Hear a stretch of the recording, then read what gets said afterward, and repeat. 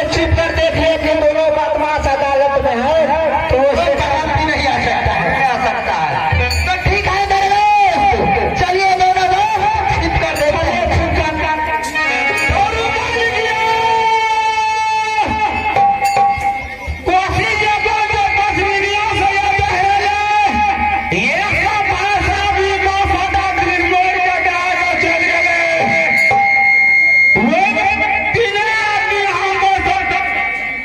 Oye,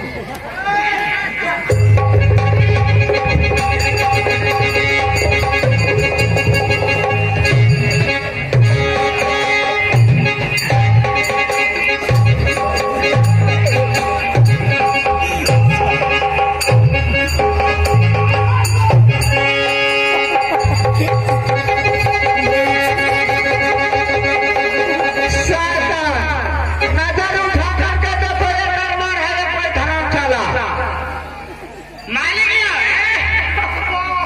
बोलो बड़े भाई साहब का दरबार है, कोई धर्म नहीं है।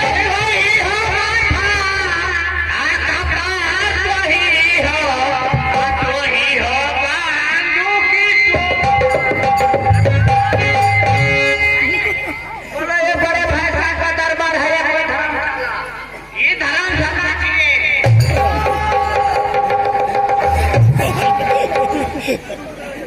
समझते हो दरबार है तो दरबार छोड़ करके कहाँ गया था? कहाँ गया था? 1 मिनट 4-5 करने के लिए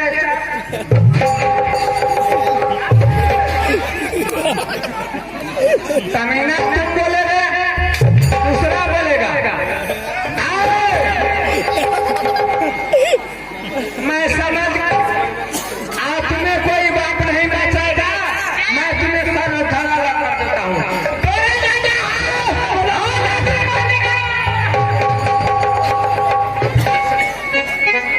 शैतान गलती कीजिएगा तो लड्डू मालिक बचेगा।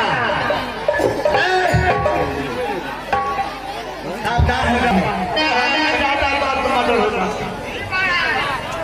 अरे सुनो, मैं बड़े भाई साहब के कहने से तुम्हें प्राण को छोड़ दिया हूँ। तुम यहाँ से चले जाओ।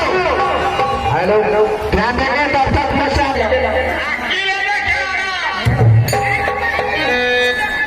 बोलो बना रहे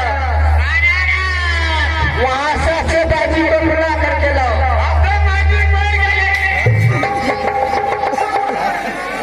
बना रहे वहां से अच्छे नर्तकी मुद्रा करने वाली को उठा करके लाओ। जो बड़े बड़े मुफ्ती प्रोग्राम करते हैं ना किया जाती है। पूछ गया मैं को सीधा करो, मैं को सीधा करो ना।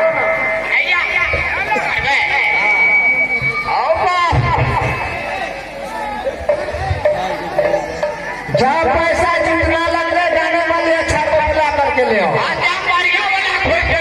बढ़िया वाला लाना है। जाओ पैसा हम तो जानबो नहीं करेगी। अब जे नहीं करे हमर दफनिया के बेटा हमर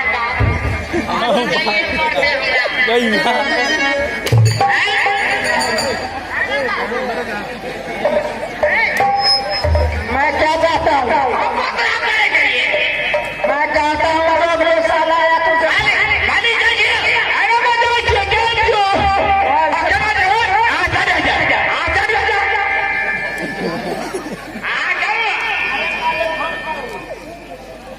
फोन कर देते हैं, फोन कर चप्पल लगा तेरी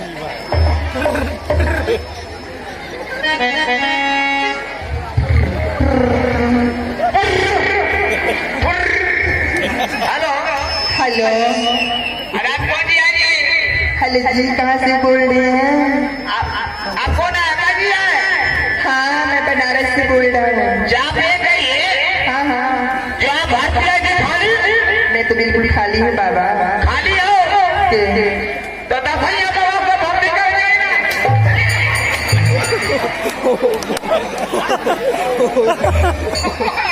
हेलो हेलो हेलो, हमारा पूरा विभाग भी खाली है। हाँ हाँ, बोलिए। कहाँ जाने चाहिए? हे बाप वाली गालियों। हमर है क्या? हमर है या गलत है?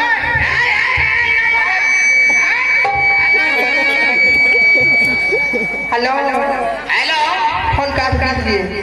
हाँ ठीक है ठीक है। अब आ जल्दी आइए जल्दी आइए। स्कूटर लेकर के आइए, 4 चक्का चल निकल आइए। पूरा बिलोड़। ठीक है।